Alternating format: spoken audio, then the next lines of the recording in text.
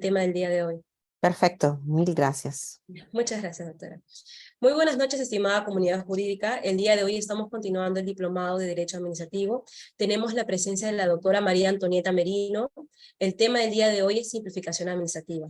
La doctora es abogada por la Universidad de Lima, Master of Laws por Nueva York University, Master of Science en Políticas Públicas por University of Bath del Reino Unido y con estudios en regulación por London School of Economics, la Universidad de Pensilvania en Estados Unidos. Consultora externa del Banco Interamericano de Desarrollo, el Banco Mundial y del consorcio alemán Niras Ambero. Docente universitaria, miembro de la Asociación Iberoamericana de Estados de Regulación y de la Asociación Iberoamericana del Derecho de la Energía, miembro de la Comisión de Eliminación de Barreras Burocráticas del Indecopio. Con esta introducción le cedemos el uso de la palabra, doctora.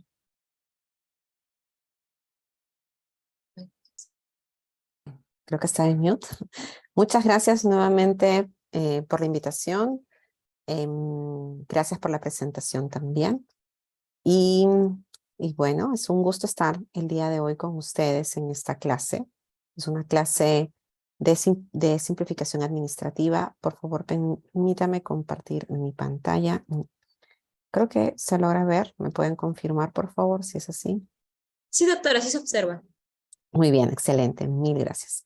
Entonces, vamos a hablar hoy día sobre la simplificación administrativa, ¿no? Se podría hablar horas de horas sobre simplificación administrativa, se podría comentar muchas cosas sobre simplificación administrativa, pero tenemos un espacio de tiempo bastante reducido, entonces voy a tratar de condensar los temas que quiero abordar con ustedes el día de hoy. Y bueno, podemos empezar primero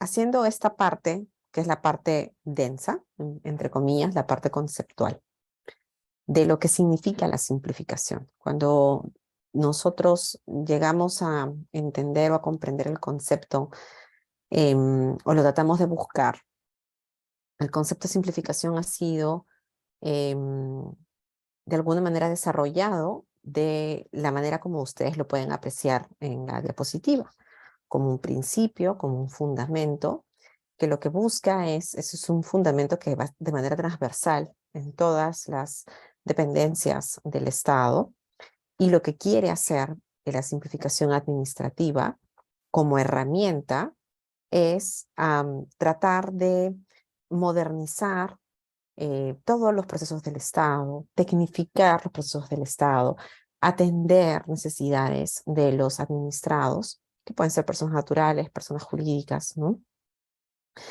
Y la simplificación es un cambio de pensamiento, es una reingeniería, es un cambio de chip, es un cambio de ADN del lado del funcionario público, porque el funcionario tiene que pensar de qué forma sus procesos, sus decisiones, sus servicios, lo que está brindando a la sociedad, al administrado en particular, puede prestarse de mejor manera, de una manera más simple, de una manera más acotada, de una manera más efectiva, más precisa, mejor sustentada. Eso es el concepto general de simplificación. Entonces, por cierto, me pueden interrumpir en el momento que ustedes quieran, si por ahí algún concepto no ha quedado claro, o si alguna duda en particular que ustedes quieran mencionar, pues con mucho gusto lo podemos abordar. Entonces, con este concepto en mente, y necesito que piensen en esto porque todo lo que tiene que ver con simplificación y con mejora de la toma de decisiones, de alguna manera está pensada en cambiar las dinámicas naturales que nosotros tenemos como funcionarios si estamos trabajando en el Estado, ¿no? Y se los digo yo que he sido funcionaria pública durante muchísimos años. Pero es una herramienta que me obligaría a siempre tratar de ver, bueno, de qué forma lo podría hacer mucho mejor.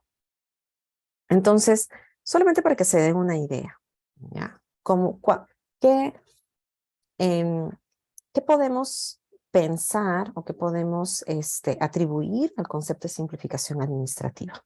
Y para eso yo les he traído una anécdota, es una historia, y es una historia de la vida real. Hace unos años, en el 2017, el BID sacó, el Banco Interamericano de Desarrollo, el BID sacó una publicación. La publicación tiene como título El fin del trámite eterno.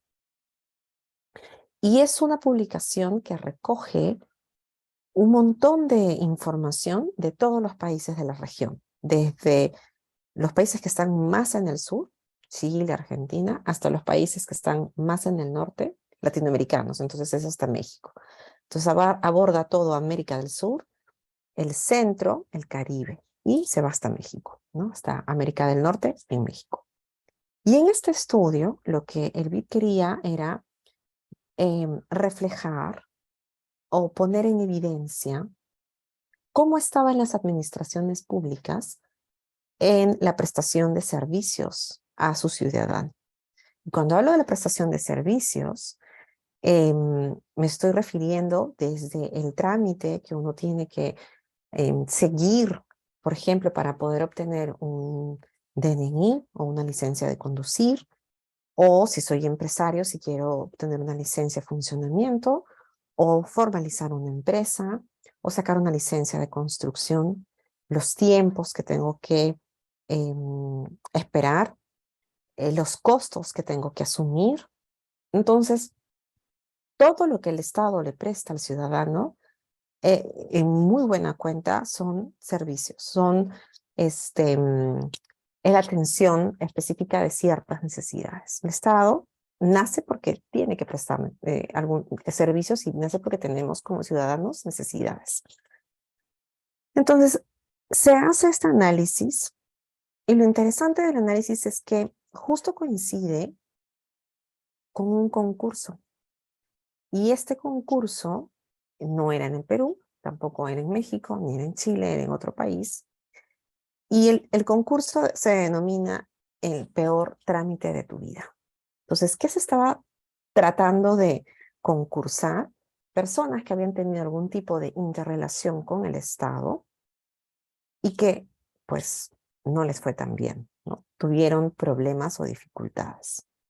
Y querían postular su experiencia y postular a la entidad como una entidad que pues les generó el peor trámite de su vida.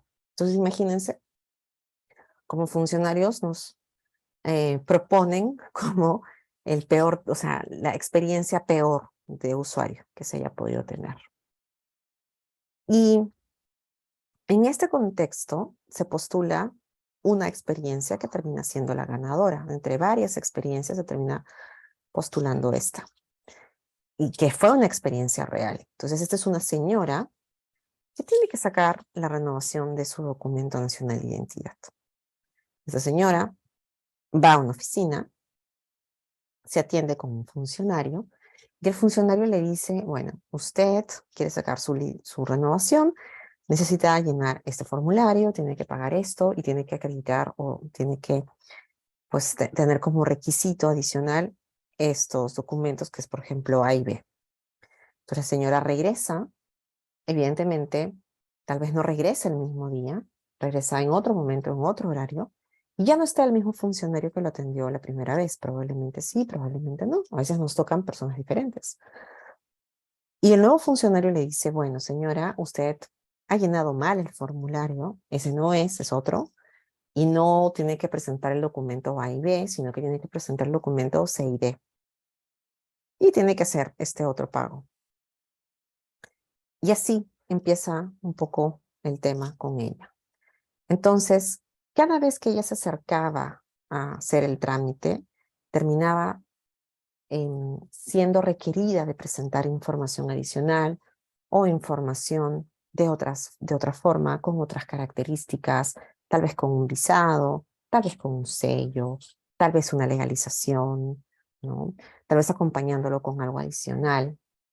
Y a veces no tenemos los requisitos disponibles, tenemos que realizar otros trámites en otras instituciones para poder obtener esa información. Y lo cierto es que la señora tenía pues algunos documentos en su ciudad natal, que no era esa donde estaba realizando el trámite, y tenía que viajar a su ciudad natal. Y se la pasó viajando 11 meses buscando distintos requisitos, y pues recorría muchísimos kilómetros haciendo este trámite de los 11 meses, ¿no? Em, y entonces termina su trámite, y lo triste de la historia, de alguna manera, es que, o lo irónico tal vez, triste e irónico, es que se aburre, porque finalmente no logra obtener el DNI, así que le paga a un guardia de seguridad de la RENIEC de ese país para que le faciliten el trámite, y efectivamente le dan el DNI, lo que es el DNI. Entonces tuvo que recurrir a un pago, ¿no? Siempre cuando hay un problema de simplificación, no digo que en todos los casos, pero hay una vinculación o un correlato con actos de corrupción, porque las personas, los ciudadanos, y eso no es una justificación, van a buscar por otros medios saltarse los parámetros regulares, si no son claros, si no son sencillos, si son costosos. Entonces no digo que está bien, no estoy justificando el accionar tampoco de esta persona o de ninguna persona, pero sí se han visto estudios que existe esta correlación. Y finalmente la persona muere a las 2 semanas. Esta señora muere a las 2 semanas, entonces son los herederos los que finalmente presentan la solicitud ante este concurso, porque los últimos meses de vida de su madre, esta persona perdió todo el tiempo tratando de obtener su DNI. Entonces, esto que es un caso, es un ejemplo sumamente extremo, nos hace pensar cómo es que terminamos a veces enfrascados en nuestros requisitos, en nuestros procedimientos, en lo que creemos que debe ser, y no pensamos en el efecto que puede estar generando hacia afuera, hacia un administrado, hacia un ciudadano, hacia una empresa. Nosotros mismos, cuando yo a veces le planteo estos casos en mis clases a mis alumnos, los mismos funcionarios que, por ejemplo, están en una entidad X, me acuerdo el caso de una alumna que estaba en una entidad X y que estaba literalmente pasando el mismo vía crucis por sacar su licencia de conducir. Y entonces ella decía, no, es que no lo puedo creer, pero eres tú mismo funcionario de una entidad que vas a terminar siendo ciudadano y administrado frente a otra entidad. Entonces, este tema del cambio normativo, de la reingeniería del proceso, de la transformación en la fórmula, en la dinámica como las entidades pues, realizan sus actividades o cumplen con sus funciones, es lo que conlleva todo este esquema de simplificación. Pero hay una pregunta, me parece. Para poder llevar a cabo esta reestructuración de procesos a fin de simplificarlos, ¿se debe trabajar con especialistas de otra materia especializados en implementación y desarrollo de procesos, como por ejemplo los ingenieros industriales, o basta el solo conocimiento jurídico procesal? Esa es una muy buena pregunta. Depende del procedimiento. O sea, a veces, por ejemplo, y ahorita les voy a poner ejemplos concretos de cómo se ha ido simplificando en el país. A veces tú no tienes que hacer un gran cambio en todo tu sistema de procesos, como lo podría ser, por ejemplo, un ingeniero, un ingeniero industrial, ¿no? Sino que tienes que hacer algunos ajustes a tu proceso. En otros casos, sí tal vez necesitarás un apoyo un poco más especializado, dependiendo del procedimiento, dependiendo de lo que tú quieres. Porque hay normas y normas, hay algunas que son un poco más complejas que otras, hay estándares y estándares, y hay procesos y procesos. Lo difícil en un procedimiento de simplificación es cuando las personas que van a tramitar el procedimiento, así como las que tramitan internamente en las entidades, no tienen claridad sobre estas etapas, sobre estos pasos, sobre lo que se debe o no se debe hacer. Es ahí donde podemos caer en el tema de, bueno, ¿y si por si acaso le pido? ¿Y si por si acaso consulto a esta otra persona y lo mando en consulta? ¿Y si mejor hago este adicional? Y ahí es donde se distorsiona. mientras el procedimiento y la actividad y la norma sean claras, es menos probable que uno entre en estos idas y vueltas de simplificación. Y lo importante, cualquier proceso de cambio, que eso es un tema interesante desde tu lado, de lo que tú planteas, Israel, es, por ejemplo, más que un especialista en procesos como un ingeniero, es preguntarle a unos cuantos administrados qué les pareció el proceso, si les pareció sencillo, si les pareció engorroso, si les pareció suficientemente clara la información. Si, o sea, si de por sí un administrador me dice, no, es que yo no entendí muy bien, es que esta información no está clara, es que aparentemente te dicen A, te generan una expectativa y esa expectativa no se cumple, ahí es donde uno puede decir, ah, acá está fallando mi proceso, ¿sí? O tal vez la información que yo estoy brindando no es tan clara. Es posible que el administrado no tenga tanta claridad. Miren cómo es importante este tema. Y les quiero hacer una consulta a ver si me la responden. Ustedes han pasado por procedimientos como ciudadanos. Mínimo, los que están aquí han tenido que sacar su DNI, tal vez una licencia de conducir, tal vez han inscrito un hijo en la RENIEC, ¿no? Lo mínimo. Eso es lo mínimo que cualquier ciudadano tendría que tener, un DNI, ¿ya? ¿Se acuerdan de la experiencia? Más o menos. No les voy a pedir que me digan qué requisitos son, por si acaso. Llegan a la puerta de la entidad. ¿Y qué hacen? ¿Saben perfectamente qué tienen que hacer? ¿Saben cómo tienen que hacer? ¿A quién las personas le preguntan generalmente qué hacer, qué presentar? ¿Qué persona está en la puerta diciéndoles lo que tienen que hacer? ¿Dónde formarse? ¿Qué tienen que presentar? ¿A quién dirigirse? ¿Quién?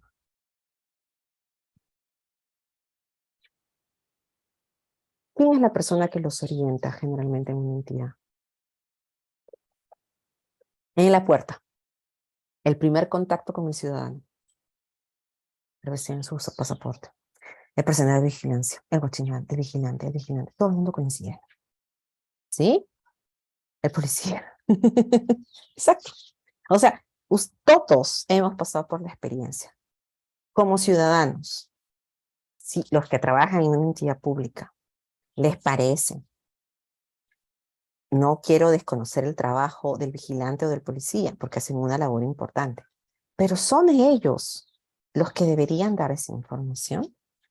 ¿O es que deberíamos tener alguna especie de mecanismo en el que el ciudadano pueda acercarse a cualquier entidad y conversar con alguna persona que los pueda orientar, ¿no?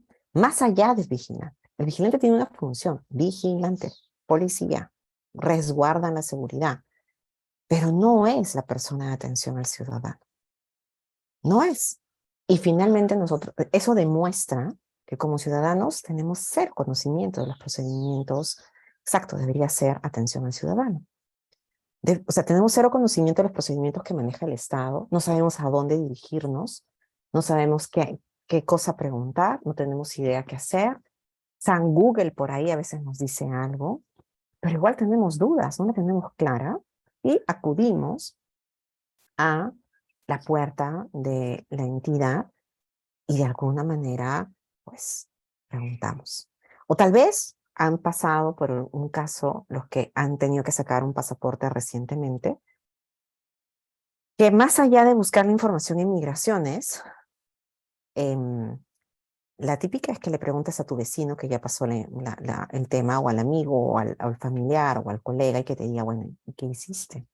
¿No? ¿Qué pasó? No te fías de la información del Estado. Y eso demuestra que todavía tenemos como Estado un gran camino a nivel de trámites.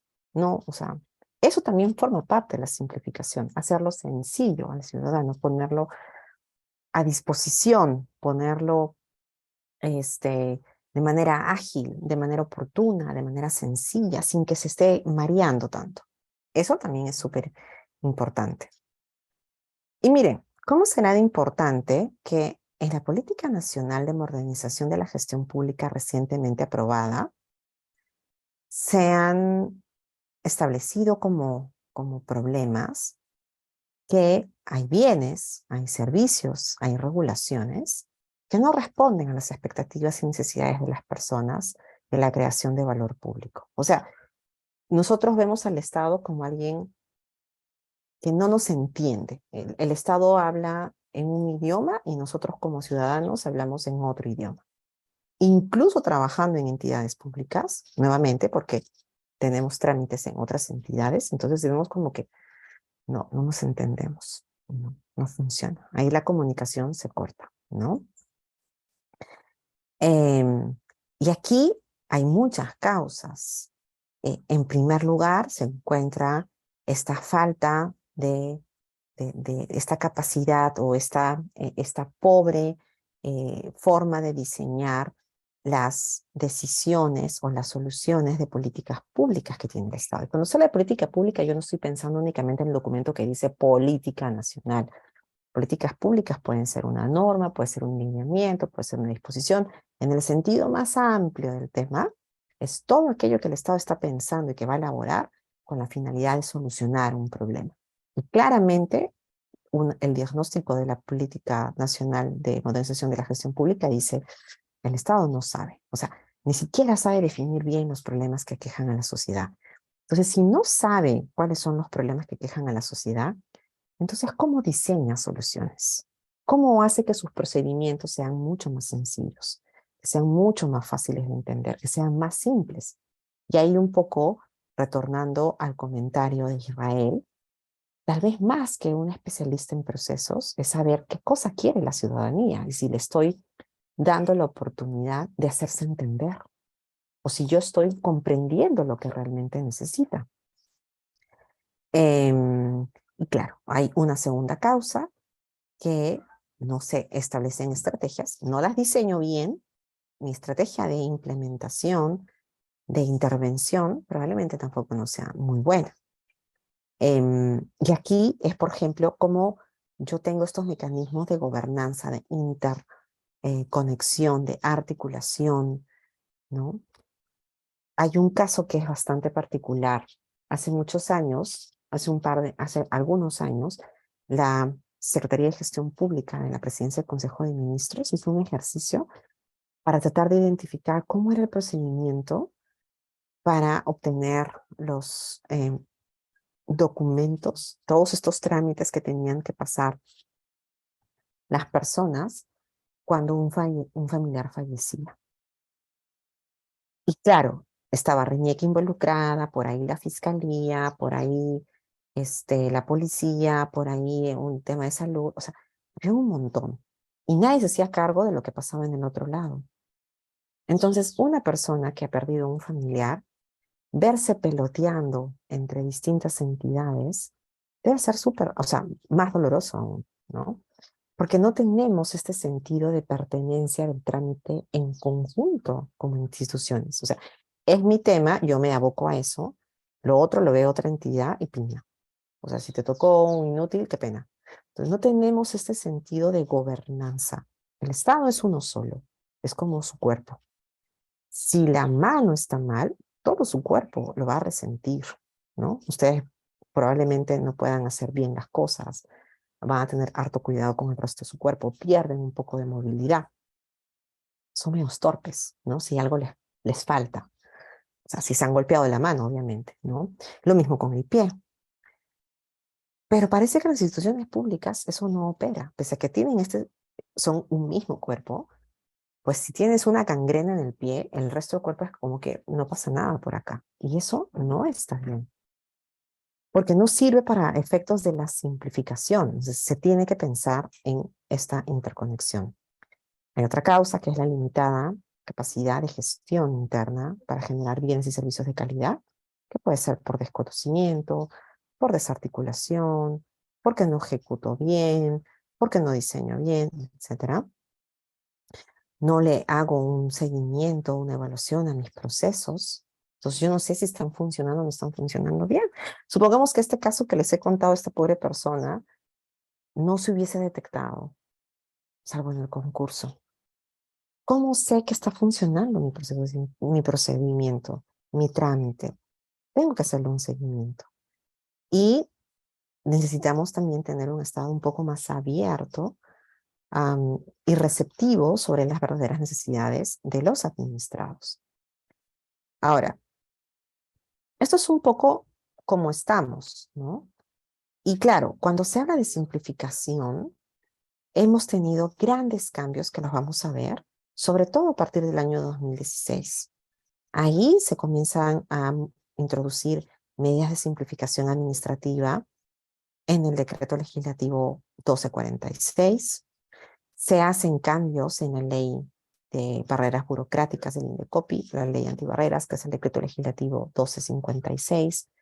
Se modifica la LEPAG, el decreto legislativo 1272, y se introduce el análisis de calidad regulatoria en el decreto legislativo 1310. No se mareen, ahorita voy a explicar cada una de estas estrategias. En el 2017 se implementa el marco legal aprobado en el 2016. En el 2018 se vuelven a hacer se vuelve a adoptar nuevos marcos normativos para fortalecer todo este esquema de modernización. Se aprueba el sistema administrativo de modernización de la gestión pública. Se establece que la calidad regulatoria es un proceso permanente y se crean instrumentos de mejora regulatoria y se vuelve a modificar el NPAG. Y en el 2019 se inician los procedimientos administrativos estandarizados, se da un impulso al sistema único de trámites que ya existía, pero que no era tan utilizado en el país. ¿Y de dónde vienen todos estos cambios? Vienen desde un poco más atrás. Miren, la ley de simplificación administrativa se da en el 89. O sea, tenemos muchísimos años con una ley que lo que hace es abogar por simplificar los trámites, por hacer que los procesos sean más sencillos, por hacer que las actuaciones de la administración pública sean más eficaces, más eficientes, menos costosas. Y sin embargo, porque el objetivo era la eliminación de obstáculos y costos innecesarios para la sociedad, no solamente a nivel de trámite. Y sin embargo, pese a todos los marcos que se comienzan a crear a partir del 89 en adelante, en este ranking que hace el BID que les empecé a contar al inicio de clase, nuestro país se encontraba en el penúltimo lugar, comparativamente, en comparación con, los demás países de la región. O sea, de todos los países, incluyendo América del Norte con México, el Centro, el Caribe y América del Sur, todos esos países, finalmente, el último puesto era Bolivia y el penúltimo era Perú. Entonces aquí era como una reflexión de, wow, realmente estamos muy mal, ¿no? Tenemos una ley. Imagínense si tenemos la ley y nos pasa esto, ¿cómo será si no tuviéramos la ley? Y es por eso que en el 16 se empieza a establecer todos estos cambios. Y de todos esos, uno que es muy importante es el decreto legislativo, el 1310, el análisis de calidad regulatoria. ¿Y por qué? Porque aquí es donde se comienza a introducir esta herramienta en particular, que lo que busca de alguna manera es reducir o eliminar procedimientos administrativos que son innecesarios, que son redundantes, injustificados o no adecuados, de acuerdo a la LEPAG. Este fue como el gran hito. O sea, yo tengo mi norma de simplificación, se supone que debería funcionar, pero no hay una herramienta que realmente efectivice esto, que ejecute esto y que materialice. Entonces creo una y es esta. Y a partir de ese momento en adelante, la idea de la simplificación cambia un poco. ¿Cómo así? Porque voy a adelantarme acá y ahorita regreso. Porque se ve como parte de algo más importante. La simplificación alimenta todo un proceso de toma de decisiones. Todo. Hay controles al inicio, hay controles durante y hay controles después. Entonces, no es que la simplificación está pensada única y exclusivamente como una especie de escoba o de tijera que lo que hace es recortar cosas. La simplificación es una herramienta mucho más potente que eso. Es una herramienta que hace que yo como Estado reflexione sobre la forma como voy a brindar algún tipo de prestación o de decisión o de medida o de resultado hacia mi ciudadano, sea persona natural o persona jurídica, y que va a hacer que yo sea más eficiente y que va a reducir costos innecesarios a la sociedad. Entonces, por ejemplo, yo bajo esta premisa debería pensar en la necesidad de pedirle ciertos requisitos en algún trámite. O debería pensar cómo se los pido. Cosas tan simples que parecen simples, pero involucran mucho. ¿Lo hago a través de un formulario en papel o lo hago a través de internet? ¿Qué es más fácil? Depende. Si estamos en zonas urbanas donde hay conexión a internet, probablemente la gente prefiera el tema de internet. Pero no le vas a simplificar la vida a quienes no tienen el servicio. Entonces, mis decisiones son bien pensadas. Yo trato de ayudarte a que tú tengas aquello que necesitas del Estado, ¿no? Entonces, la simplificación forma parte de un cambio de paradigma en la forma como el Estado diseña, presta, evalúa, ejecuta decisiones, acciones y medidas. Eso termina siendo la simplificación. Y ahora les voy a explicar cómo es que llegamos a ese tema. Porque en el año 2018 se aprueba un decreto legislativo que perfecciona un marco institucional de mejora regulatoria, de mejora de la calidad que ya había sido establecido aquí, e introduce varios instrumentos y dice, bueno, si como Estado quiero mejorar la calidad de mis decisiones, la calidad de mis intervenciones, la calidad de lo que yo estoy haciendo, entonces necesito varias herramientas. Una de estas herramientas va a ser la simplificación administrativa, pero ya no va a ser la única. Entonces la simplificación alimenta este proceso moderno de toma de decisiones, pero va a estar acompañado de otras herramientas. Va a estar acompañado del análisis de calidad regulatoria, va a estar acompañado del análisis de impacto regulatorio, va a estar acompañado del costeo de la regulación, de la consulta y de las revisiones y derogaciones del ordenamiento jurídico que ya están desfasadas, ¿no? Entonces, eso también es un mecanismo de simplificación, derogar aquello que ya no sirve, porque me está haciendo engorroso para el administrado y para la misma administración pública identificar si se aplica o no se aplica un marco determinado. Y desde ese punto en adelante, ya el Estado peruano ha ejecutado varias medidas, que ahora les voy a comentar que son estrategias, con miras a mejorar la calidad de las regulaciones. Y esa, como les digo, esa calidad de las regulaciones está metida en la simplificación porque se alimenta de ella. Este es el cambio de paradigma que les estoy contando. No es solamente cortar y reducir y eliminar. La simplificación es vista como un instrumento de diseño, de toma de decisiones mejores para el Estado, para la prestación de sus servicios, para la prestación de medidas, para la ejecución de estas medidas o de acciones o actividades y también para el diseño de sus otras decisiones que pueden estar contempladas incluso en normas. ¿Se entiende hasta aquí? ¿Está claro?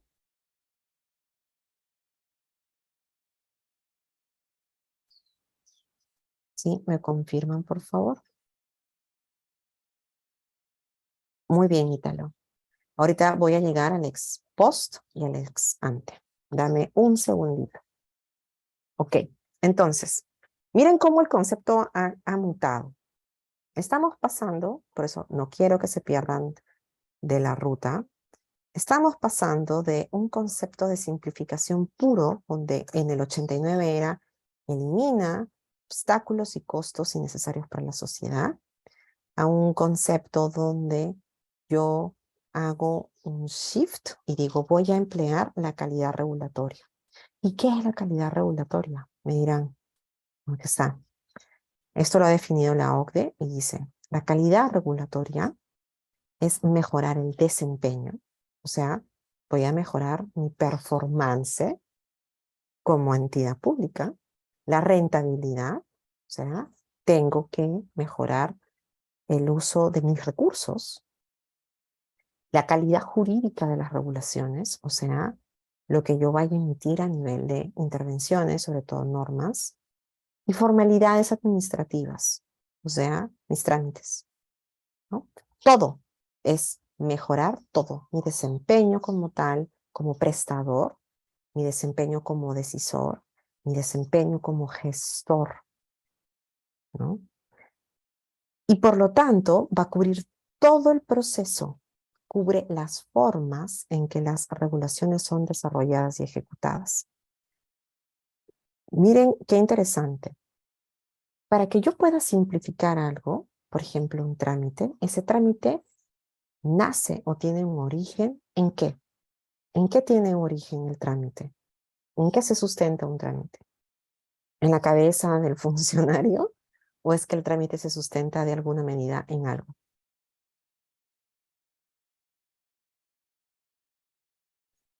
¿Alguien me comenta? En una debida motivación.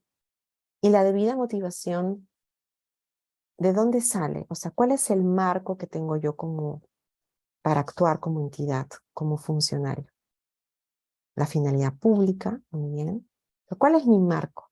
La ley, exacto.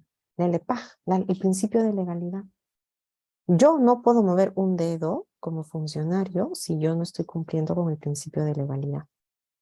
Entonces, si yo voy a emitir una disposición, esa disposición, norma, tiene que cumplir con un estándar.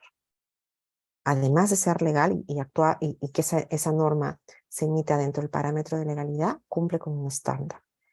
El trámite que se origina a su vez de esta norma tiene que seguir un estándar similar, un muy buen estándar. Entonces, no basta solamente con crear una buena norma o no basta solamente con crear un buen trámite. Si falla cualquiera de las dos, lo que yo le voy a dar al administrado no va a servir. Puedo tener la mejor regulación, ¿no? Y hago un trámite de las patadas. Bueno, el administrado no va a tener la capacidad de ver atendido sus necesidades. O hago un super trámite, pero ¿qué creen? No hay norma que lo sustente. Este trámite no sirve. Entonces, cuando se habla de calidad, se impregna todo el proceso de actuación del Estado. Desde la decisión de voy a regular, voy a crear esto. Por ejemplo, yo regulo que para conducir necesitas una licencia y saco el trámite de licencia. La norma que crea el trámite tiene que tener un estándar de calidad. Y el trámite también. Y todos estos ejercicios, este proceso de decisión y el resultado que va a ser el trámite y la norma, están impregnados de simplificación. Entonces se siguen los principios de consulta, de transparencia, de responsabilidad, de basado en evidencia, y por lo tanto no solamente se ve que el proceso esté bien, sino que el producto sea bueno. O sea, este producto que yo estoy ofreciendo a la ciudadanía, llámese norma y trámite, servicio, ventanilla, página web, lo que sea que yo estoy creando, es efectivo para alcanzar objetivos eficientes. Y eso significa que nos impongan costos innecesarios, que sean coherentes y que sean simples. Por eso es que yo les digo que es el cambio de paradigma y la simplificación se inserta en la mejora de la calidad regulatoria, porque es todo mi proceso de concepción, de diseño, de desarrollo, de implementación, de ejecución, todo tiene que estar embedido de esto. Ahora, ya entendiendo este esquema, yo ya les puedo hablar de las estrategias. Y ahí entra un poco la consulta de Ítalo. ¿Qué es el ex ante? ¿Qué es el ex post? Entonces, una primera estrategia fue una herramienta que se llama análisis de calidad regulatoria. ¿Sí? Como les decía, la simplificación, como concepto, como principio, como fundamento jurídico, está desde el 89 en nuestra legislación. Pero no es que se ha hecho mucho. Entonces, ¿cómo ejecutar o cómo hacer que realmente el trámite como trámite, lo que está en los TUPAS, sirva o esté atendiendo a los parámetros de simplificación y de calidad regulatoria? Se creó en el 2016 esta herramienta, el análisis de calidad regulatoria. Y este análisis tiene dos tipos se realiza de dos formas distintas. El primero, que es con el que se empezó la aplicación de la herramienta, era la revisión del stock. Entonces yo tengo, por ejemplo, soy entidad pública, tengo mi TUPA y tengo ahí una recatafila de trámites, ¿no? Entonces, ese es mi stock de trámites. Cuando se habla de la revisión de stock, estamos hablando del análisis ex post, porque algo ya fue creado y yo lo que estoy haciendo es verificar que lo creado cumpla con el estándar. Nada más, ya está creado. Entonces, ese es el ex post. El ex post es una vez que ya se creó algo, yo le hago el análisis, hago la revisión. Entonces, se hizo la revisión de este stock y este ACR, Análisis de Calidad Regulatoria o ACR, evaluaba si los procedimientos que estaban en el TUPA, por ejemplo, tenían una base legal, o sea, si fueron creados por ley o por un DS o por la norma de más alto rango de estas entidades, de estos organismos públicos especializados con capacidad o función normativa, ¿no? ¿Qué pasaba si es que se había verificado que este procedimiento fue creado por obra y gracia del TUPA y del Espíritu Santo, pero no hay una ley de por medio? Chao. No se aprobaba y se derogaba automáticamente. Y de esa manera se simplificaba la carga al administrado. ¿Qué más se verificaba dentro de este análisis? Bueno, uno, la ley. Hoy tienes que tener una ley que realmente soporte el ejercicio de o sea, de tu función o de que realmente tú puedas meter un procedimiento como procedimiento, ¿no? Ok, luego, el principio de necesidad. ¿El procedimiento es necesario o no es necesario? Sí es necesario porque la ley me dice, ya, pero la ley te puede decir que pintes las paredes de rojo del Perú. Y no necesariamente eso es necesario, ¿no? Entonces, habían procedimientos que se dieron cuenta que las entidades públicas se dieron cuenta que no eran necesarios. Y esa necesidad está referida a que no estaban resolviendo ningún problema público. Cuando es algo necesario es porque al administrado le hace falta, lo requiere, ¿sí? Yo saco mi DNI porque sin eso yo soy un NN para el Estado. Yo ejerzo mis derechos a raíz de que tengo un DNI. Eso es necesario. Hay un problema. Si es que imagínense que un montón de gente fuera indocumentada. ¿Cómo verifico si la persona merece algún tipo de derecho laboral o si esta persona va a poder ser atendida en un servicio de salud? O sea, ¿cómo sé? No puedo saber. ¿Cómo sé que esta persona realmente le tengo que dar una prestación de educación? O sea, necesito reconocer quién es mi administrado. Entonces, hay procedimientos que son necesarios. Hay otros que no lo son, que no tienen ningún tipo de necesidad o problemática. Y en tanto no son necesarios, eliminados también. Ahora, el principio de efectividad ataca a los requisitos del procedimiento. La legalidad también los ve, ¿no? Dice, a ver, ¿cuántos requisitos está pidiéndome la norma? ¿Cuánto se metió de contrabando en el TUPA? Extra, por si acaso, quién sabe. ¿O cuántos estoy pidiendo de manera directa al administrado que no debería? Entonces, en el principio de efectividad, en la legalidad primero se ve eso también. Pero la efectividad, además, yo verifico, ¿estos requisitos realmente son necesarios? Hay veces que las normas, y por eso les decía que la calidad va desde el diseño de la norma y luego en el trámite.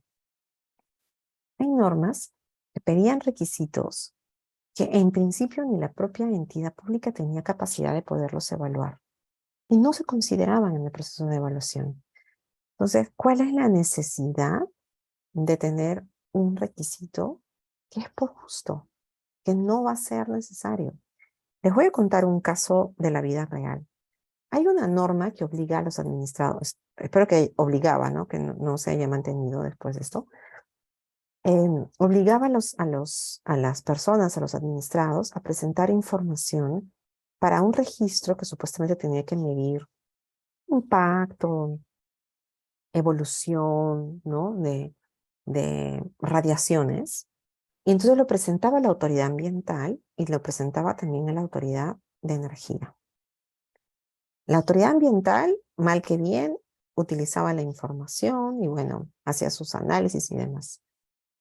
Yo le pregunté a la autoridad de energía en su momento qué hacía con la información. Y me decían, la archivamos, pero no la necesitan. No, porque se supone que este tipo de información lo que busca es verificar esta evolución y ver si ha habido un impacto y nosotros no evaluamos eso. Esa carga al administrado es innecesaria, no es efectivo, no sirve, no está siendo utilizada por la autoridad, no está siendo empleada por la autoridad, pero sí está generando una carga al administrado que tiene que enviar la información, presentar la información, que va a ser archivada, no va a ser vista. Y claro, eso está de lado con el principio de proporcionalidad.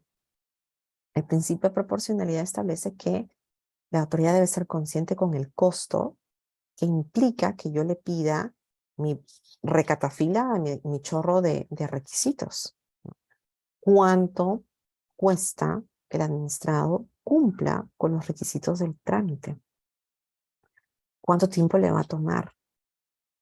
Y ser consciente de que son personas que ese día que hacen el trámite, si es físico, es un día que no van a laborar, es un día que pedirán permiso, es un día que tendrán que decirle a su jefe, oye, tengo que salir.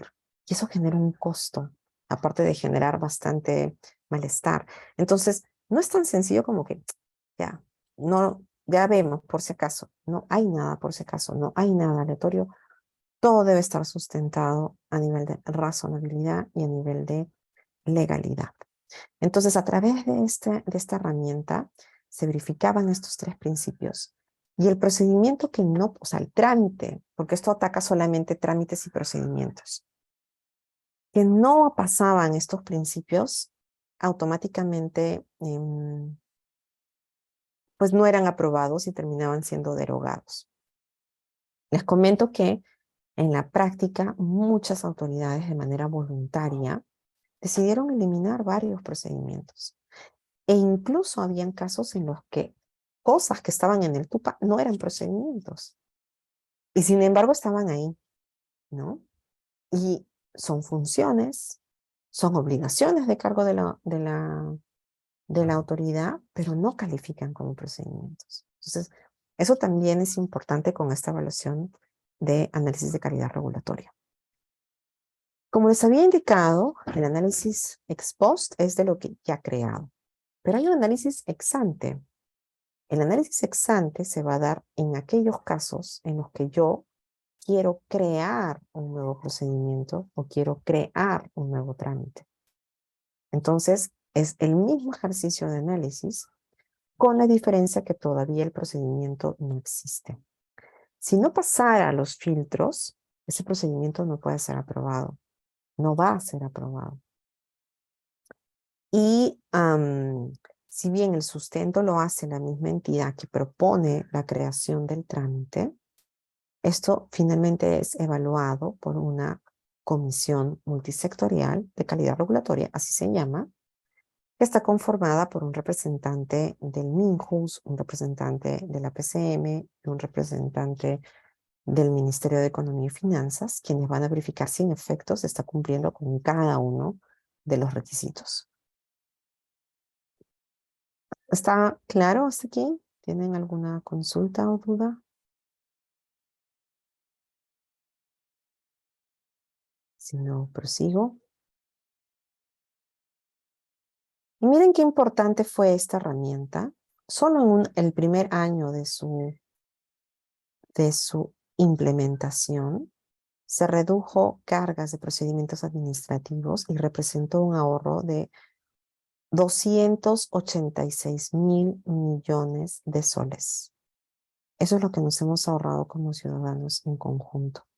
Entonces, si se dan cuenta, aquí tienen, eso fue la primera vuelta, digamos, de la CR, ¿no? Tienen procedimientos que son, que han sido ratificados. Esos ratificados son 59%, de un universo de 100%. ¿Eso qué quiere decir?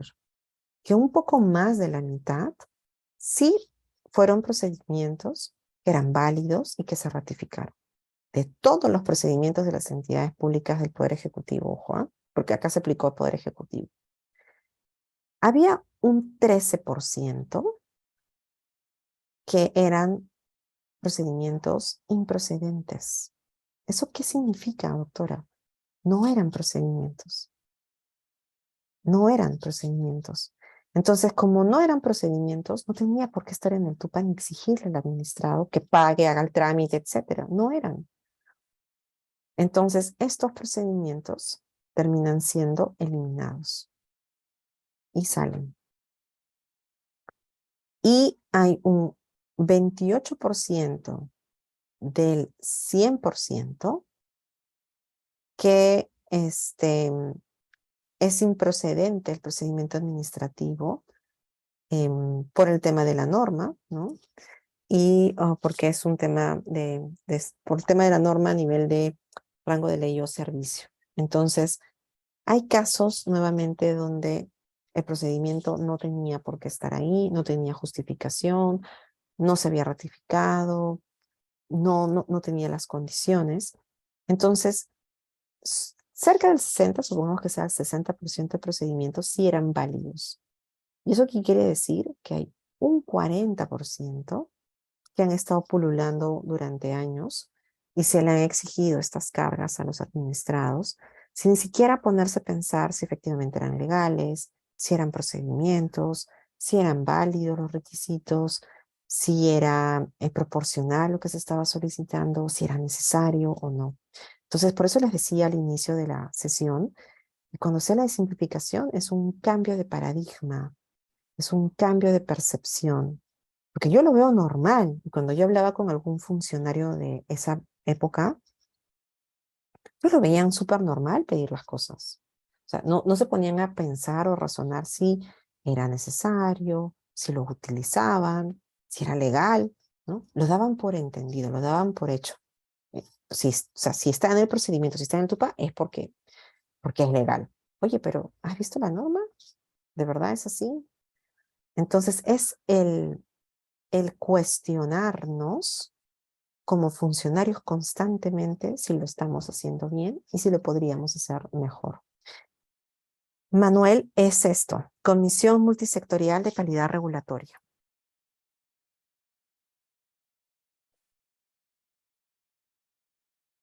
Bueno, ahí está. Ok. Entonces queda claro el ACR, ¿verdad?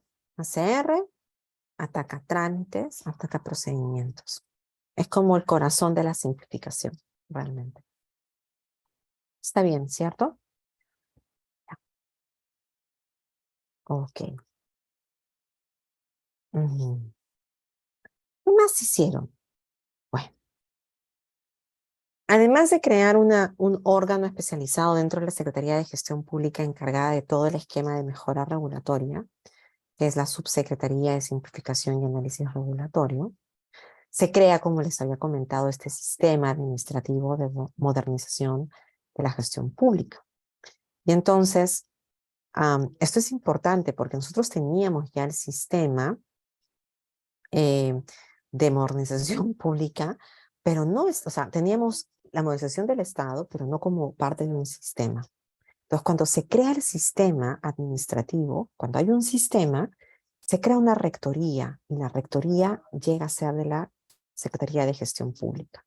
Entonces, si ya hay un sistema de modernización y dentro de este sistema de modernización está el mejorar la forma como el Estado toma decisiones, diseña sus políticas, presta sus servicios, o sea, está ahí pensando en hacerlo mejor, era importante crear o darle forma a esta subsecretaría, ¿no?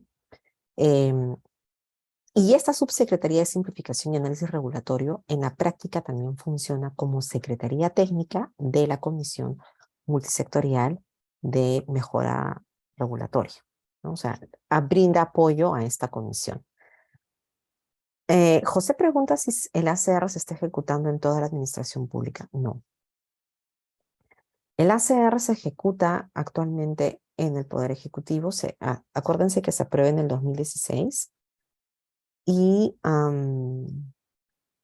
tuvo un periodo de implementación de medidas para que pudieran funcionar, que es en el 2017, donde se crean su reglamento, luego hay una modificatoria del reglamento, luego se crea el manual y recién se empiezan a hacer los análisis a partir de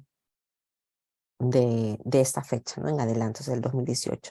Entonces ya podemos hablar de procedimientos ratificados en el 2018, 2019, 2020.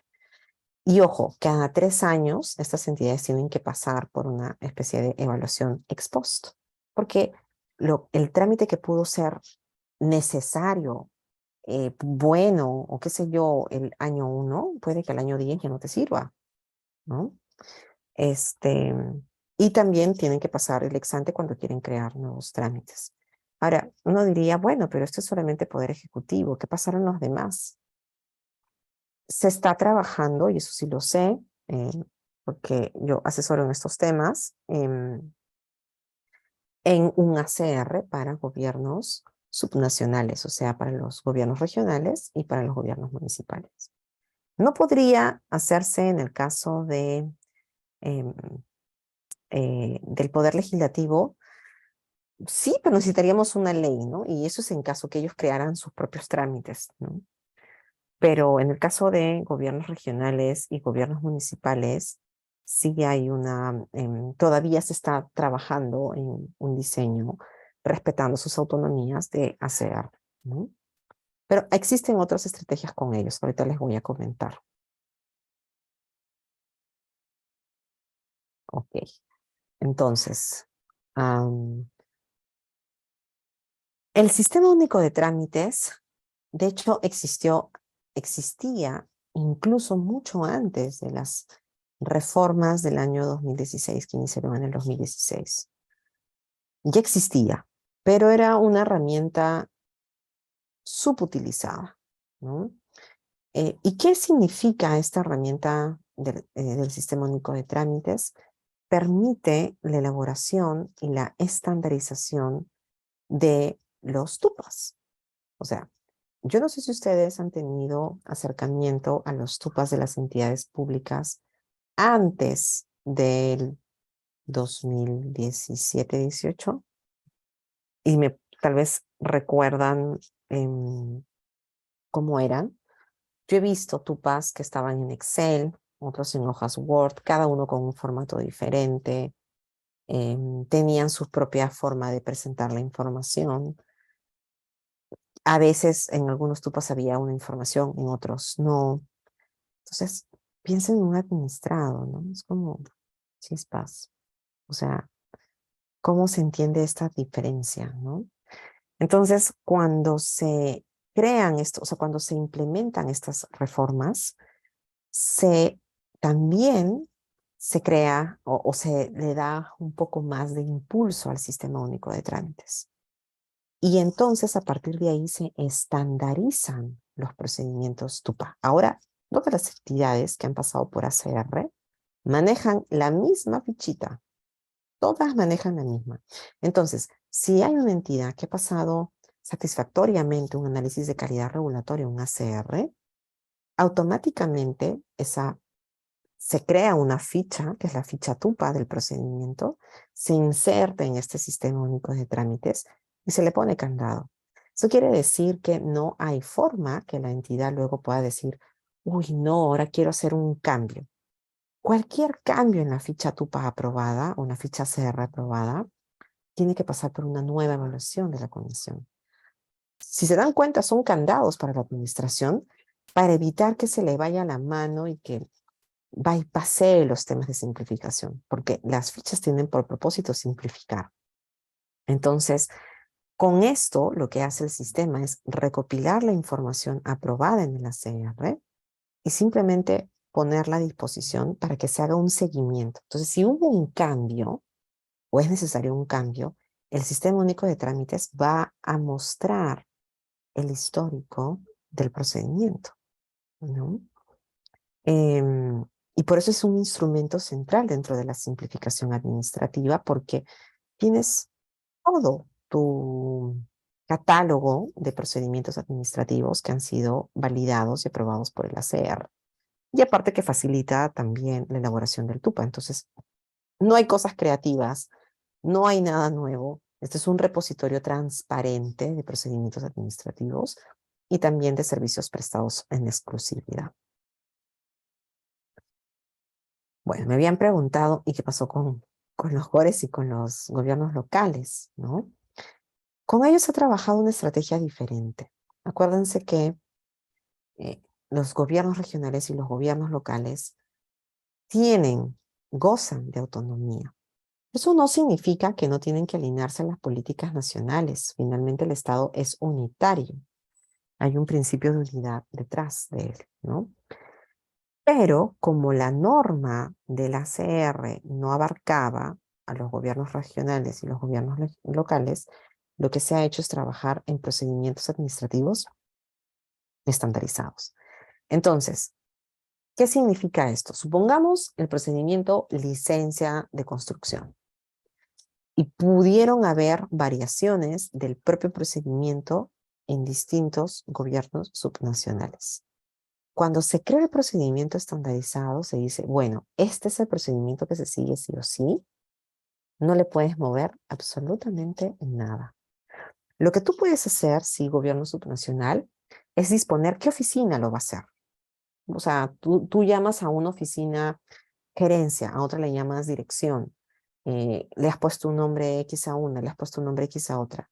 No interesa. Yo no voy a uniformizar cómo llames a tus oficinas o cómo las quieras denominar, ¿no? Pero lo que tú tienes que hacer es que más allá de quién lo haga nominalmente, no vas a variar el procedimiento. El procedimiento se queda sin alteración. Y por eso yo tengo trámites estandarizados a nivel de gobiernos regionales y locales. No significa que todos los procedimientos están hoy en día estandarizados. La tarea es titánica porque son un montón de procedimientos en múltiples sectores. Turismo, comercio, transporte, salud, agricultura, trabajo, educación, o sea, cultura, cada sector pues saca normas y esas normas también dan competencias a los gobiernos subnacionales y como comprenderán hay un montón. Defensa, exacto, o sea, you name it, hay 10.000. Entonces, pero sí se han empezado a hacer esta estandarización de procedimientos y se han avanzado con el número de procedimientos, pero faltan un montón más, ¿no? Y claro, lo bueno es que la persona que va al gobierno regional 1 o 2 o 3 o a la municipalidad 1 o 2 o 3, si hay un procedimiento estandarizado, sabe que le van a pedir los mismos requisitos, que el trámite va a ser el mismo, que los costos van a ser los mismos, todo igual, ¿no? Bueno, los costos sí pueden variar un poco en tanto, eso es un poco más de autonomía de la municipalidad, pero ya saben que, por ejemplo, de alguna forma están algo limitados porque ya no les pueden pedir requisitos nuevos o distintos a los que están en el procedimiento estandarizado. ¿Qué otra estrategia más podemos encontrar? Los procedimientos electrónicos. Con la pandemia, ustedes de todas maneras se habrán podido dar cuenta que la pandemia generó muchos retos para las entidades públicas en general. Entonces, se tuvieron que modernizar. Y si no fuera por la pandemia, o sea, yo creo que la pandemia fue un periodo nefasto, triste, eh, muy complicado para la humanidad. Pero también la humanidad, dentro de todo el caos y toda la tristeza y el reto, intentó sacarle algún tipo de provecho. Y una de las cosas de las cuales la humanidad buscó mejorar era en la parte de la digitalización. Entonces, clases a través de Zoom o de Teams, en reuniones a través de las plataformas, y pues el acceso a la justicia y a la prestación de servicios también tuvo que ser digitalizado. Entonces, el procedimiento electrónico fue una novedad que ya incluso existía desde antes de la pandemia, pero que con la pandemia se disparó en el sentido que se empleó más, ¿no? Porque mis procedimientos sancionadores, más allá de que estuvieran suspendidos, o mis trámites, más allá de que estuvieran todavía por verse al inicio, en verdad, pues tuvieron que adaptarse a nuevas realidades y hay procedimientos que se han tramitado de forma electrónica.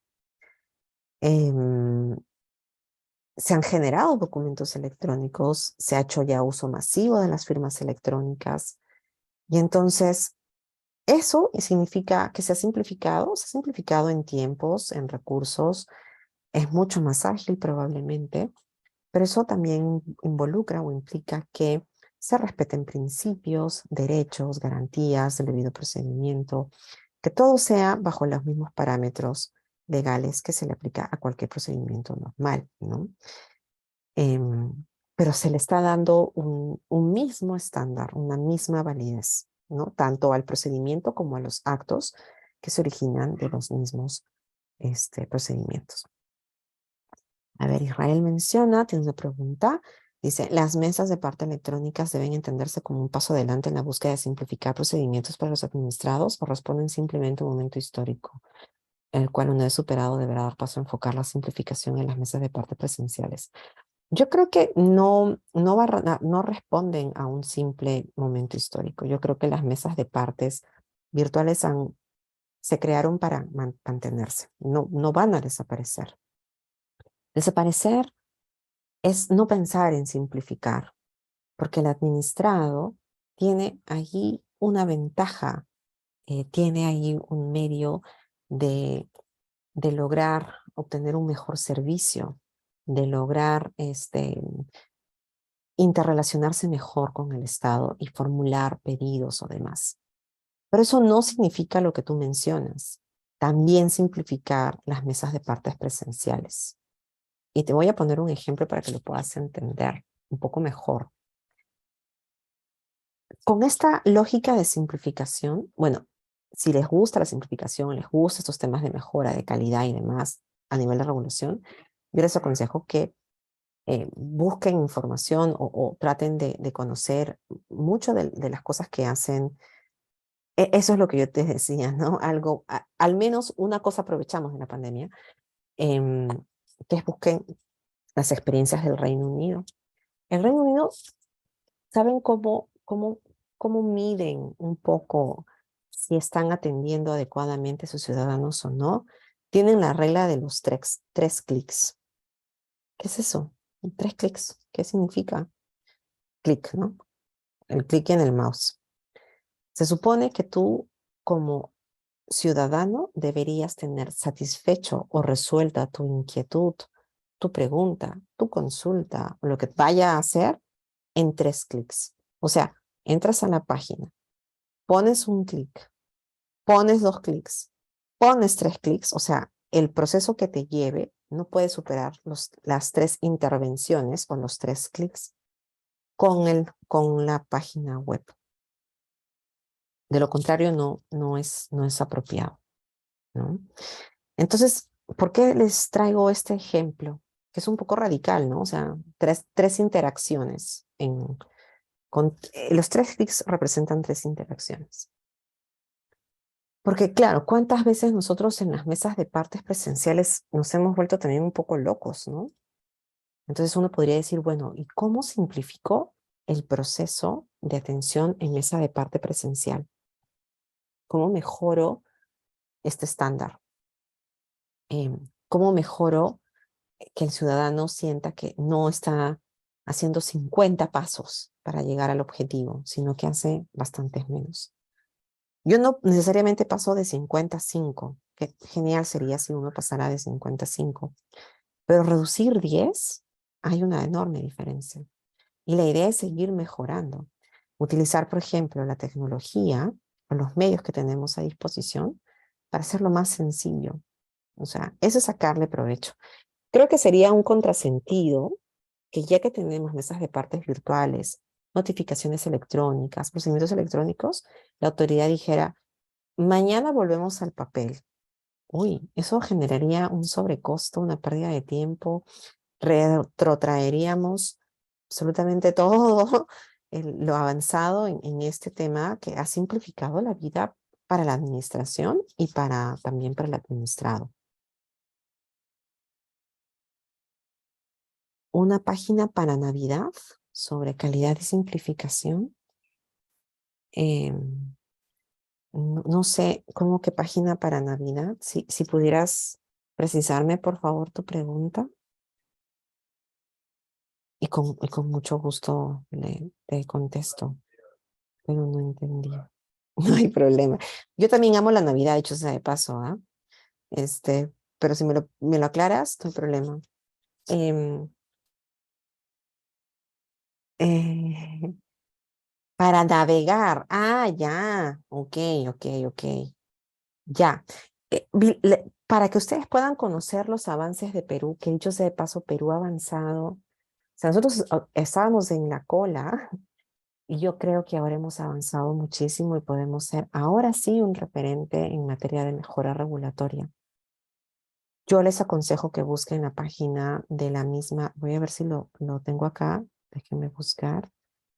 am, para que puedan ver qué página es. El problema es que, con toda honestidad les digo, a mí no soy tan fan del go.p, no me parece tan amigable, honestamente. Em, no logro ver. Vamos a ver si es esta. No, me sale PDF. Voy a buscar la página. em, Voy a buscarles la página. Ah, acá está. Antes que la maten. Es esta. Acá tienen un montón de cosas de calidad regulatoria, las normas, varias cosas, biblioteca. Hay un montón, hay un montón. Y si gustan más, les puedo dar también de otros países. Con mucho gusto se los puedo alcanzar, pero el Perú ha hecho muchísimo. Pero ahí está todo lo que hemos avanzado y Perú, como les digo, es un gran referente hoy en día. Ahora, ¿qué otra estrategia tenemos? Las plataformas creadas por las entidades también forman parte, porque estas plataformas se supone que deberían ayudar al administrado a hacer las cosas más fáciles, ¿no? Portales. Ustedes han escuchado probablemente en varias charlas estos que son los UX designers, el backend, el front desk. Ya, esas palabras raras significa que en todo mi ejercicio de interacción con el Estado hay alguien detrás, que es el back-end, ¿no? Y hay alguien adelante del ciudadano. O sea, el que está en la ventanilla virtual o física es el front desk. El que está detrás haciendo varios de los trámites que necesita el ciudadano es el back-end. Pero todos ellos forman parte de una cadena de procesos que van a supuestamente atender al ciudadano.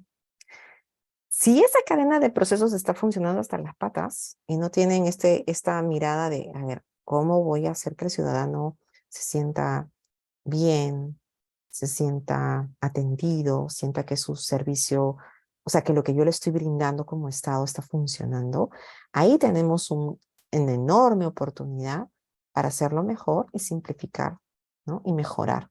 Si la página no está funcionando, o sea, o si la plataforma, o si el procedimiento, o sea el instrumento o el mecanismo que yo estoy empleando, no está sirviendo, puede ser la página más moderna del universo, pero si no sirve para el propósito, eso es lo que se tiene que rediseñar, se tiene que repensar. Y ahí, por ejemplo, está de moda en varios países los métodos de innovación, porque lo que hacen de alguna manera es acercarse al ciudadano y decirle, bueno, ¿cómo hago las cosas mejor? O sea, ¿qué es lo que tú me sugerirías? Y te dirán, no se entiende, ¿no? El lenguaje a veces es demasiado enrevesado. Los abogados solemos hablar de forma muy pomposa, muy difícil. Ya no les digo cuando empezamos a hablar también con jerga en latín. Nadie nos entiende. Si esa información se la dan a un administrado, no la va a entender. Y se supone que uno debe brindar la información de forma tal que el administrado sienta que hablamos el mismo idioma. Exacto. O sea, tú y yo podemos entender el tecnicismo, José, pero al ciudadano, a la persona, al empresario, al de la asociación, al de la ONG, al ciudadano de a pie, al ama de casa, al estudiante, quien sea, tenemos que hablarle en cristiano, en castellano, o sea, no que sea entendible. Otra estrategia de simplificación es el acceso a la información para consulta. Eso dirá, ¿y qué tiene que ver esto con la simplificación? Precisamente por lo que estamos hablando. Si no tengo la manera de entender lo que dice la autoridad, si no tengo la información que me permita obtener un poco más de idea, si yo no sé de dónde sacar los requisitos, qué significan las cosas, no tengo a la mano el formulario, estoy perdido, voy corriendo a la puerta a preguntarle al vigilante. O sea, y probablemente no significa que no esté bien eso, ¿no? Ojo, nuevamente, pero es que no debería llegar un ciudadano a ese nivel. Y también está dentro del proceso de simplificación el tema de, en muchos casos se está empleando el uso de la declaratoria jurada, que ya cumplí con el requisito, porque yo como entidad pública debería estar en la condición, en la capacidad de poder verificarlo, ¿no? En muchos casos, por ejemplo, al inicio se le pedía copias del DNI. Oye, pero tú puedes entrar a RENIEC también, ¿no? O sea, o los poderes vigentes, puedes entrar a SUNARP. Sí, pero lo que pasa es que me cuesta como Estado. ¿Cómo te vas a cobrar entre Estado? ¿No? Como que yo meta la plata en el bolsillo derecho y se lo paso al bolsillo izquierdo, ¿no? Porque es el mismo Estado. Entonces, esos son absurdos que terminan afectando al Estado, perdón, al ciudadano. Y por eso es que, bueno, empiezo con la última, se crea esta plataforma de interoperabilidad. Y la plataforma de interoperabilidad, el famoso PIDE, ya estaba creado también hace muchos años. Pero claro, es una plataforma que no era utilizada. Entonces estaba la plataforma, pero ninguna entidad subía información para compartir. Si nadie comparte la información, entonces lo que me queda a mí como Estado es voltear al ciudadano y cargarlo. Y eso no es simplificarle las cosas. Entonces, nuevamente, ¿cuándo es que empieza a usarse de forma un poco más seguida la plataforma de interoperabilidad? En la pandemia, porque ahí sí no había manera de que el administrado pudiera salir a pedir el trámite, el requisito, el papelito a una entidad pública. No había manera, todos estábamos encerrados. Entonces lo que se buscó de alguna forma era intercambiar información entre entidades. Y nos dimos cuenta de un problema que tenemos como Estado. Eso lo pueden consultar mejor a un ingeniero informático. Cada entidad pública guarda su información de la forma como mejor le parezca. Y entonces, yo como entidad pública ajena que puedo querer tener una información, no tengo tampoco la menor idea de cómo pedírsela, cómo está guardada, cómo está almacenada, cómo está registrada. Entonces, es una locura. O no compartimos los mismos esquemas de trabajo informático como para compartir la información. Y claro, como no tenemos eso, volvemos a pasar otra vez al tema del papel pedido al administrado, teniendo el estado de la información. Entonces, si se dan cuenta, tú no necesitas nuevamente ser pues, un científico de cohetes, ¿no? Estar en la NASA para saber que hay cosas que pueden ser elementales y que pueden solucionarse básicamente con estos ajustes, ¿no? Otra estrategia fue el fortalecimiento de la Comisión de Eliminación de Barreras Burocráticas, darle un poquito más de dientes a esta comisión para que de alguna forma las actuaciones que estaban por fuera de los reglamentos, que podrían estar en un acto, que podría estar en una materialización, pudieran también ser cuestionadas mejor y pues pudiera también estar a favor de los administrados en general. Ya les había hablado de la modificación de la Ley de Procedimiento Administrativo General, que se introducen varios temas de simplificación. Y se crean estos formatos que les comentaba del TUPA. Ya estamos por terminar y solamente me queda comentarles brevemente esto, ¿no? Cuando hablamos de todos los temas digitales, igual estamos hablando del gobierno digital y eso también está asociado a la mejora de la calidad regulatoria, a la simplificación.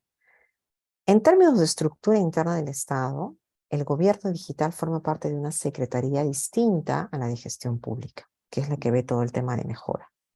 Pero no significa que no deben trabajar juntas de manera interconectada.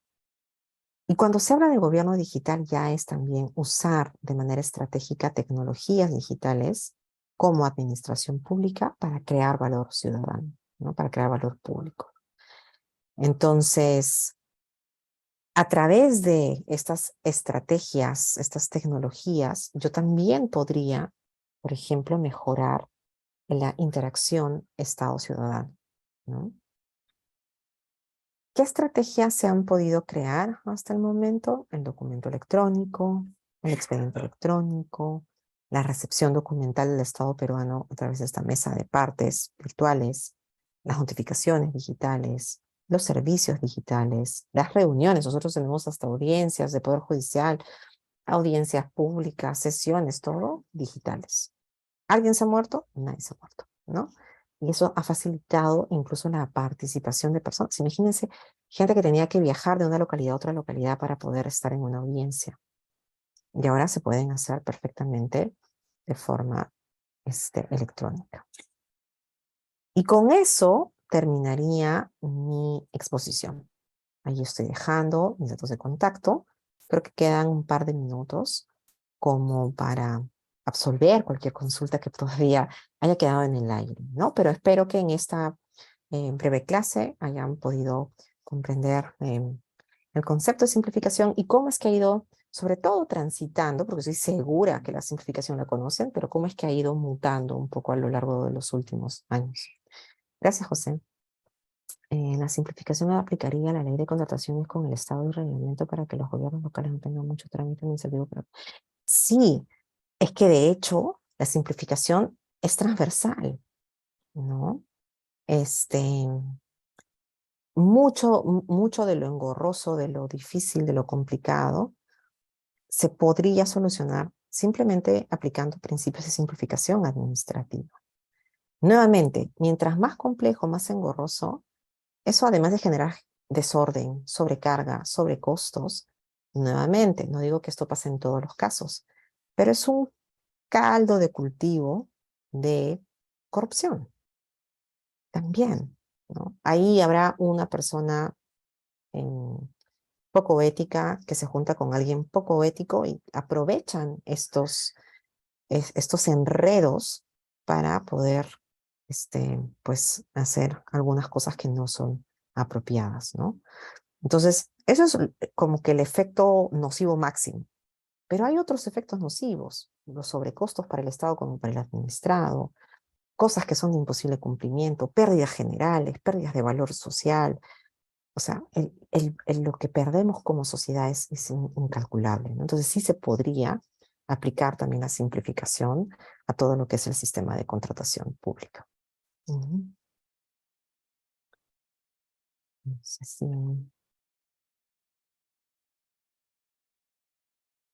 No sé si queda alguna otra consulta o pregunta. Si no, les agradezco mucho su atención y bueno, estaré atenta a cualquier consulta. Ahí está mi contacto, cuando quieran me escriben. Sí, doctora. Parece que hay una última pregunta. A ver, dice así, la figura de compliance está muy en moda actualmente en el derecho penal. ¿Considera que se podría implementar una forma de compliance? De hecho, sí hay. El compliance es la respuesta del sector privado para tratar de mejorar el cumplimiento, porque es la redundancia de las normas. En un sistema virtuoso de calidad, de mejora, está no solamente la actuación del Estado, sino también la actuación que viene del privado. Entonces ahí viene la autorregulación. Yo adopto mejores parámetros estándares que están en los sistemas de compliance, ¿no? Entonces sí se utilizan los sistemas de compliance hoy en día a nivel mundial para temas que van más allá del ámbito del derecho penal, incluyendo el derecho administrativo. Sí, doctora. Esas han sido todas las preguntas del público el día de hoy. De parte de Biloyer, agradecerle y esperamos contar con su presencia en los próximos eventos. Muchas Claro que gracias, doctora. sí. Muchas gracias, que estén muy bien. Buenas noches. Gracias, doctora.